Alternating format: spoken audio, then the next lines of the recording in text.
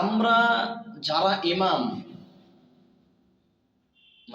বর্তমান তারা একদম অসহায়।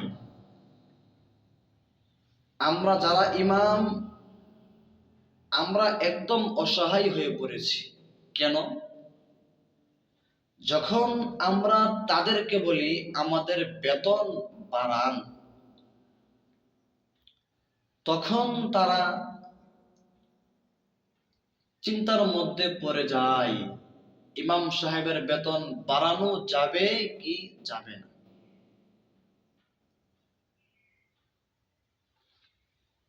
মসজিদের কমিটি, মসজিদের সভাপতি তারা 1 মাস 1.5 মাস তারা মিটিং করে ইমাম সাহেবের বেতন বাড়ানো যাবে কি যাবে না। যখন মিটিং এর মধ্যে কেউ বলে ইমাম সাহেবকে বেতন আমরা 2000 টাকা আরো বেশি দিব, তখন 2000 টাকা এত, 500 বার। আরেকজন বলে 500 তো বেশি হয়ে যায়, একটু কম, 200-300 বাড়াই। এমন যে ব্যক্তি বলছিল 2000 টাকা, তাদের এই 2000 টাকা শুনে তারা আশ্চর্য হয়ে গেছে। 2000 টাকা আমরা বেতন বাড়াইব, কি একটা অবস্থা।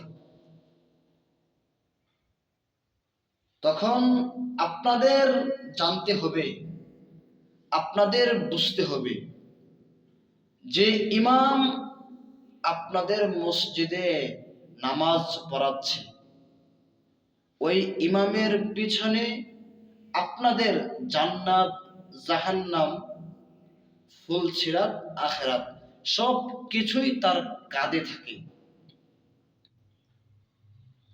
এই সব কিছুই তার কাঁধে নিয়ে আপনাদেরকে সে নামাজ পড়ায়।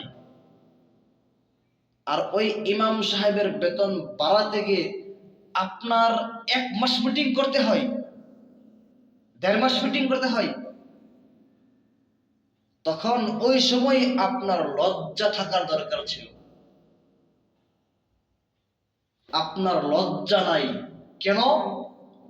যে ইমাম আপনার জান্নাত, জাহান্নাম, আখিরাত, ফুলসিরাত, যে ইমাম আপনাদের দায়িত্ব নিয়ে সে যখন নামাজে যায় আর তাকে বেতন দিতে গিয়ে তাকে 1000 টাকা বাড়াইতে গিয়ে আপনারা 1.5 মাস 3 মাস মিটিং করেন, তখন তো আপনাদের লজ্জা থাকার দরকার ছিল।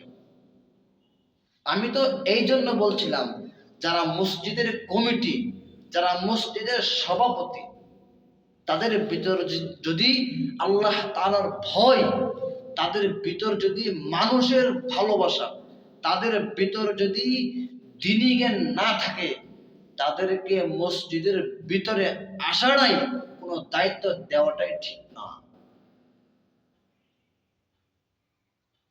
আমি আরো একবার বলছিলাম, যাদের ভিতরে আল্লাহ তাআলার ভয় নাই, যাদের ভিতরে ইসলামের কোনো জ্ঞান নাই, তারা মানুষের কাতারের মধ্যেই পড়ে না।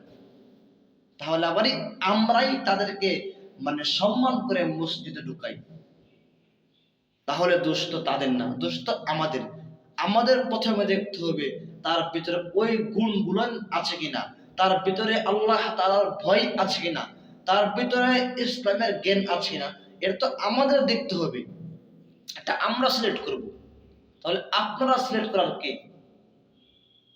এই জন্য বলছি, যাদেরকে মসজিদে ঢুকাবেন 1 নম্বর শর্তই আপনার এটা হতে হবে, সে আল্লাহ তাআলাকে পরিপূর্ণ ভয় করে কিনা, তার ভিতরে ইসলামের জ্ঞান আছে কিনা।